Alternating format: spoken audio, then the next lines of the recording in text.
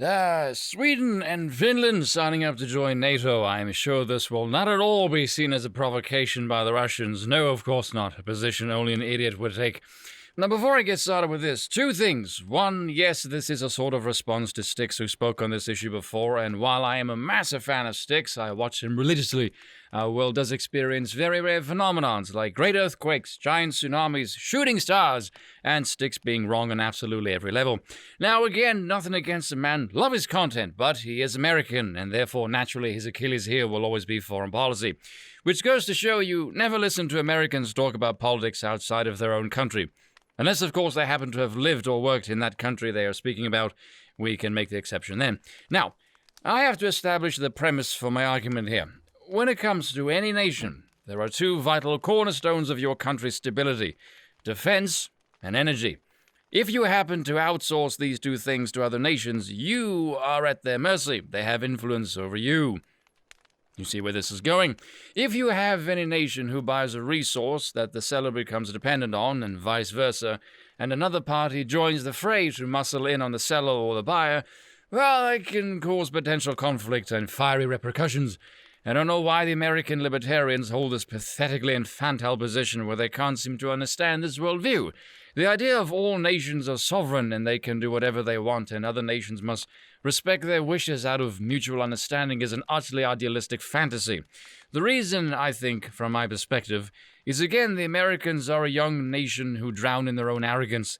They sit alone on a massive island with no immediate threat to them in any geographical capacity, and they think they can just do whatever the hell they want without giving a fuck what any other nation thinks. They have no concept of bordering nations at all. It does not permeate the American mind. So stop looking at the world through your ideology or what you would like the world to be, and look at the world for how it actually is. Now, when NATO was made, it was to guard against the Soviet Union. Once the Soviet Union collapsed, the US military went, oh fuck, our main anchor for being in the region just vanished. We need a reason to justify our presence here. So, they preyed on Europe's fear of Russia and kept expanding NATO while completely ignoring Russia's warnings. George Kennan, who designed the Soviet containment program during the Cold War, was horrified.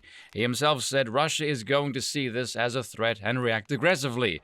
That the founding fathers would roll over in their graves if they saw this. If you are pro-NATO, you are not a libertarian, you are a globalist. And do you know why America did all of this? Because if America vanished and Russia sat there with that massive amount of gas and oil, guess what would have happened? They would start selling to Europe, and Russia would be the big power player in the region, and the Americans do not want to lose influence in the region.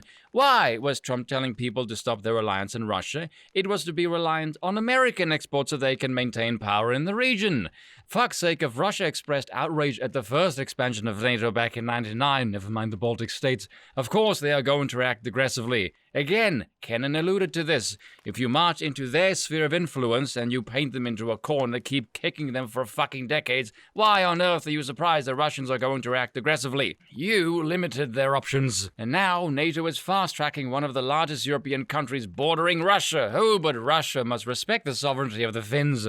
Styx brought up another point of, say, Ukraine joined Russia in a sort of military alliance. It won't be seen as a threat to NATO. Yes, perhaps, but it will be seen as a threat to US influence, because America follows the Monroe Doctrine. Any piece of the pie that someone else eyes, America will react accordingly. By, I don't know, overthrowing its damn government, like they did in 2014, ousting Yanukovych and installing Poroshenko.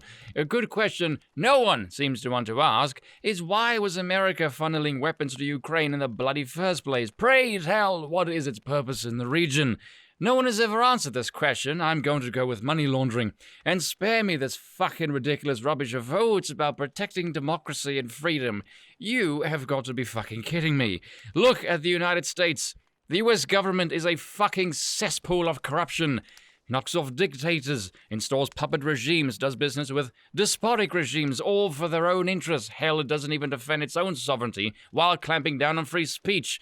The American regime is a self-serving pile of asshole. It does not give a flying fuck about sovereignty and freedom. I will finish this off with two more questions. For one, why the hell is Sweden joining NATO now? This is a country that has remained neutral since the Napoleonic Wars and during the First and Second World Wars.